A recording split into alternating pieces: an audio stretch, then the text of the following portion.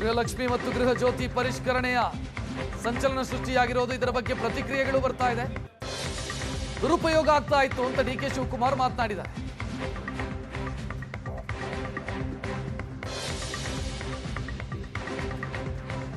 ಅದನ್ನು ಸರಿ ಮಾಡ್ತೀವಿ ಅನ್ನೋ ರೀತಿಯಲ್ಲಿ ಡಿ ಕೆ ಶಿವಕುಮಾರ್ ಅವರು ಮಾತನಾಡಿದರು. ಸುಮಾರು 100 ಕೋಟಿ ರೂಪಾಯಿ ಅಷ್ಟು ಯಾರು ಗ್ಯಾರಂಟಿ ತೆಗೆದುಕೊಳ್ತಾ ಇದ್ರು ಅವರು ಎಲ್ಲ ತೀರ್ಕೊಂಡಿದ್ದಾರೆ. ಆ ತೀರ್ಕೊಂಡಿದ್ದಂಥ ಸಂದರ್ಭದಲ್ಲಿ ಆ ದುಡ್ಡು ಬೇರೆಯವ್ರಿಗೆ ಹೋಗಿ ಮಿಸ್ಯೂಸ್ ಆಗ್ತಾ ಇದೆ, ಅದು ದಾಖಲೆ ಬಂದಿದೆ. ಎರಡನೇದು, ಆ ಟೈಮಲ್ಲಿ ನಾವು ಚೆಕ್ ಮಾಡಿದ್ವು, ಆ ಟೆಲಿಫೋನ್ ನಂಬರ್ಸ್ ಎಲ್ಲ ಯಾರಲ್ಲೋ ಕೊಟ್ಬಿಟ್ಟಿದ್ದಾರೆ. ಸೊ ಅದು ನಮಗೆ ಸರಿಯಾದ ಫಲಾನುಭವಿಗಳಿಗೆ ತಲುಪಿದ್ಯಾ, ತಲುಪ್ತಾ ಇದಾ ಇಲ್ವಾ ಅನ್ನೋದು ಕೂಡ ನಮಗೆ ಮುಖ್ಯವಾದಂಥ ವಿಚಾರ. ಈ ವಿಚಾರದಲ್ಲಿ ನಾವು ಅದನ್ನು ಮತ್ತೆ ಅವರಿಗೆ ನಿಮ್ಮ ದಾಖಲೆಗಳನ್ನು ಸರಿಯಾದ ರೀತಿಯಲ್ಲಿ ಕೊಡಿ ಅಂತ ಕೇಳಲಿಕ್ಕೆ ಈಗಾಗಲೇ ಚರ್ಚೆ ಅನೇಕ.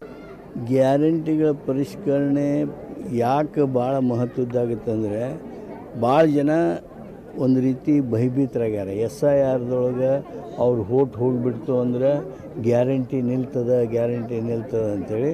ಹಾಗಾಗಿ ಯಾರು ಗ್ಯಾರಂಟಿಗಳನ್ನು ಸರಿಯಾಗಿ ಮಾಡಿದವರು ಅದಾರಲ್ಲ, ಕೆಲವರು ಗ್ಯಾರಂಟಿ GST ಕಾರಣಕ್ಕೆ ನಿಂತಿತ್ತು ಅಂದರೆ ಆ GST ಇಲ್ಲ ಅಂಥೇಳಿ ಅವ್ರೇನು ಸರ್ಟಿಫಿಕೇಟ್ ತಂದು ಕೊಡ್ತಾರೆ. ಅಂಥವು ಏನು ಉಳಿದಾವು ಅವನ್ನ ಪರಿಷ್ಕರಣೆ ಮಾಡೋದಕ್ಕೆ ಈ ಕೆಲಸ ಮಾಡ್ತೀವಿ. ಹೆಚ್ಚಿನ ಡೀಟೇಲ್ ನೀಡೋದಕ್ಕೆ ನಮ್ಮ ಪ್ರತಿನಿಧಿ ಮಾರುತೇಶ್ ನೇರ ಸಂಪರ್ಕದಲ್ಲಿ. ಮಾರುತೇಶ್, ಈ ಯೋಜನೆ ಜಾರಿಯಾದ ದಿನದಿಂದಲೂ ಕೂಡ ಈ ಕಂಪ್ಲೇಂಟ್ ಇದ್ದೇ ಇತ್ತು. ಅಂದರೆ ಅನರ್ಹರು ಯೋಜನೆಯ ವ್ಯಾಪ್ತಿಯೊಳಗಿದ್ದಾರೆ ಅಂತ, ಶ್ರೀಮಂತರು ಯೋಜನೆಯ ವ್ಯಾಪ್ತಿಯೊಳಗಿದ್ದಾರೆ ಅಂತ. 3 ವರ್ಷದ ನಂತರ ಆದರೂ ಕೂಡ ಸರ್ಕಾರಕ್ಕೆ ಜ್ಞಾನೋದಯ ಆಯಿತು ಅಂತ ಅನ್ಸುತ್ತೆ ಇಲ್ಲಿ.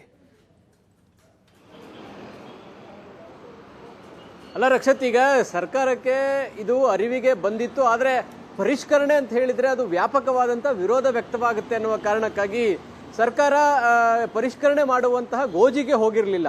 ಆದರೆ ಅದು ದಿನದಿಂದ ದಿನಕ್ಕೆ ಜಾಸ್ತಿ ಆಗ್ತಾ ಇದೆ. ಕಾರಣ ಹತ್ತತ್ರ ಸುಮಾರು 100 ಕೋಟಿ ಗೃಹಲಕ್ಷ್ಮಿ ಯೋಜನೆಯಲ್ಲೇ ಮೃತಪಟ್ಟಿರುವಂತಹ ಅಕೌಂಟ್ಗೆ 100 ಕೋಟಿ ಹಣ ಒಟ್ಟಾರೆ ತಲುಪಿದೆ ಅನ್ನುವಂಥ ಮಾಹಿತಿಯನ್ನು ಪತ್ತೆ ಮಾಡಲಾಗಿದೆ. ಅಂದರೆ ಆ 100 ಕೋಟಿಯನ್ನು ಉಳಿಸಿದರೆ ಸರ್ಕಾರ ಬೇರೆ ಯಾರಿಗಾದ್ರೂ ಅನುದಾನ ಕೊಡಲಿಕ್ಕಾಗತ್ತೆ, ಬೇರೆ ಕ್ಷೇತ್ರಗಳ ಅಭಿವೃದ್ಧಿಗೆ ಆಗುತ್ತೆ. ಅಂದರೆ 100 ಕೋಟಿ ಅನ್ನುವಂಥದ್ದೇನು ಸಣ್ಣ ಮೊತ್ತ ಅಲ್ಲ. ಹಾಗಾಗಿ ಈ ರೀತಿಯಾಗಿ ಸೋರಿಕೆ ಆಗ್ತಾ ಇರುವಂಥದ್ದನ್ನು ಪತ್ತೆ ಮಾಡಲಿಕ್ಕೆ ಮತ್ತು ಒಂದೇ ಮನೆಯಲ್ಲಿ ಅತ್ತೆನೂ ತಗೊಂಡಿರುವಂಥ ಉದಾಹರಣೆಗಳಿದ್ದಾವೆ, ಸೊಸೆ ಕೂಡ ತೆಗೆದುಕೊಂಡಿರುವಂಥ ಉದಾಹರಣೆಗಳಿದ್ದಾವೆ. ಹೀಗಾಗಿ ಇದೆಲ್ಲದಕ್ಕೂ ಪರಿಹಾರ ಅನ್ನುವ ರೀತಿ ಪರಿಷ್ಕರಣೆಯನ್ನು 2 ಯೋಜನೆಗಳು, ಒಂದು ಗೃಹಲಕ್ಷ್ಮಿ ಮತ್ತೊಂದು ಗೃಹಜ್ಯೋತಿ, ಈ 2 ಯೋಜನೆಗಳಲ್ಲಿ ಪುನರ್ ಪರಿಶೀಲನೆಯ ಅಗತ್ಯ ಇದೆ ಅನ್ನೋದನ್ನು ಸರ್ಕಾರ ಮನಗಂಡಿದೆ. ಹಾಗಾಗಿ ಒಂದು ಹೆಜ್ಜೆ ಮುಂದೆ ಇಡುವಂಥ ಧೈರ್ಯವನ್ನು ಸರ್ಕಾರ ತೋರಿಸಿದಂಗೆ ಕಾಣಿಸ್ತಾ ಇದೆ. ಕಾರಣ ಅದಕ್ಕೆ ಉದಾಹರಣೆಯ ರೀತಿಯಲ್ಲಿ ಲ್ಯಾಪ್ಸಸ್ಗಳು ಎಲ್ಲೆಲ್ಲಾಗಿದೆ ಅಂತೇಳಿ ಗ್ಯಾರಂಟಿ ಅನುಷ್ಠಾನ ಸಮಿತಿಯವರು ಸರ್ಕಾರಕ್ಕೂ ಕೂಡ ಮಾಹಿತಿಯನ್ನು ಕೊಟ್ಟಿದ್ರು. ಆ ಕಾರಣಕ್ಕಾಗಿ ಈಗ ಪುನರ್ ಪರಿಶೀಲನೆ ಅಂತ ಹೇಳಿದ್ರೆ ಹೊಸದಾಗಿ ದಾಖಲೆಗಳನ್ನು ಸಬ್ಮಿಟ್ ಮಾಡಬೇಕು, ಅಂಥವರಿಗೆ ಗೃಹಲಕ್ಷ್ಮಿ ಬರುತ್ತೆ, ಅಂಥವರಿಗೆ ಗೃಹಜ್ಯೋತಿ ಸಿಗುತ್ತೆ. ಹೀಗಾಗಿ 2 ಯೋಜನೆಗಳಲ್ಲಿ ಹೊಸದಾಗಿ ಒಂದು ರೀತಿ ಹೇಗೆ ಅಂದರೆ ಇದು ಮತ್ತೊಮ್ಮೆ ನಾವು ಈ ಗ್ಯಾರಂಟಿ ಸ್ಕೀಮ್ನ ಕ್ಲೈಮ್ ಮಾಡುವ ಸಲುವಾಗಿ ಅರ್ಜಿ ಹಾಕಿದ ಹಾಗೆ ಅದೇ ಪ್ರೋಸೆಸ್ಸನ್ನು ಫಾಲೋ ಮಾಡುವಂಥ ತೀರ್ಮಾನವನ್ನು ಸರ್ಕಾರ ತೆಗೆದುಕೊಂಡಿದೆ. ಇದನ್ನು ಜಾರಿಗೊಳಿಸೋ ನಿಟ್ಟಿನಲ್ಲಿ ವ್ಯಾಪಕವಾಗಿ ನಿಶ್ಚಿತವಾಗಿ ವಿರೋಧ ಅಂತೂ ಬಂದೇ ಬರುತ್ತೆ. ಯಾಕೆಂದರೆ ಈಗ ನಾಳೆ ಎಲ್ಲೆಲ್ಲಿ ಗ್ಯಾರಂಟಿ ಅರ್ಜಿ ಹಾಕೋದಕ್ಕೆ ಸೆಂಟರ್ಗಳಿರ್ತಾವೋ ಅಲ್ಲಿ ಕ್ಯೂ ನಿಲ್ಲುವಂಥ ಪರಿಸ್ಥಿತಿ ಬರುತ್ತೆ. ಎಲ್ಲರೂ ಕೂಡ ಮುಗಿಬಿದ್ದು ಅರ್ಜಿ ಸಲ್ಲಿಸೋದಕ್ಕೆ ಮುಂದಾಗ್ತಾರೆ ಮತ್ತು ಮತ್ತೊಮ್ಮೆ ಅರ್ಜಿ ಸಲ್ಲಿಸಬೇಕಾದಂಥ ಅನಿವಾರ್ಯತೆ ಇದೆಯಾ ಅಂತೇಳಿ ಟೀಕೆಗಳು ವ್ಯಕ್ತವಾಗುತ್ತೆ. ಇದೆಲ್ಲವನ್ನೇ ಸರ್ಕಾರ ಫೇಸ್ ಮಾಡೋದಕ್ಕೆ ರೆಡಿ ಇದೆಯಾ ಅನ್ನುವಂಥ ಪ್ರಶ್ನೆ. ಈಗ ಒಂದು ತೀರ್ಮಾನವನ್ನು ತೆಗೆದುಕೊಳ್ಳುವಂಥ ಧೈರ್ಯವನ್ನು ಸರ್ಕಾರ ಮಾಡಿದೆ.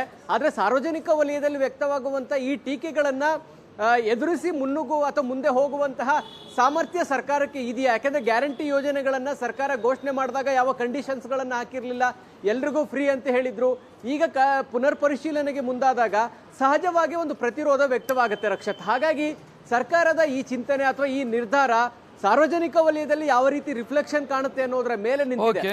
ತುಂಬಾ ಕಡೆ ಏನಾಗ್ತಾ ಇದೆ, ಒಂದು ಕುಟುಂಬದಲ್ಲಿ ಯಾರಾದ್ರೂ IT ಫೈಲ್ ಮಾಡಿದ್ರೆ ಇಡೀ ಕುಟುಂಬದ BPL ಕಾರ್ಡ್ ರದ್ದಾಗಿರುವಂತ ಉದಾಹರಣೆಗಳಿದಾವೆ. ಆ ಕಾರಣಕ್ಕಾಗಿ ಗ್ಯಾರಂಟಿ ಯೋಜನೆಗಳು ಕೂಡ ಸ್ಥಗಿತ ಆಗಿರ್ತಕ್ಕಂಥ ಉದಾಹರಣೆಗಳಿದಾವೆ.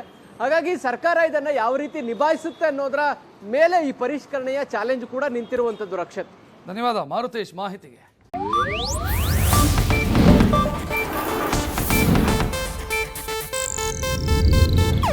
ಇದು ಏಷ್ಯಾನೆಟ್ ನ್ಯೂಸ್ ನೆಟ್ವರ್ಕ್ ಪ್ರಸ್ತುತಿ.